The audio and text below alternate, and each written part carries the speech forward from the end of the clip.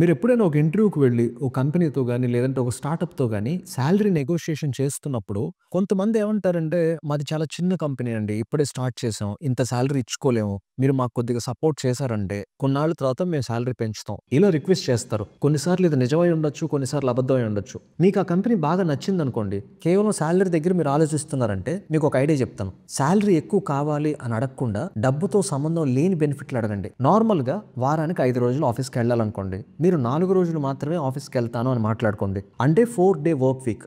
లేకపోతే 3 రోజులు ఆఫీస్‌కొచ్చి 2 రోజులు నాకు వర్క్ ఫ్రమ్ హోమ్ కావాలి. ఇది కాదన్నారనుకోండి.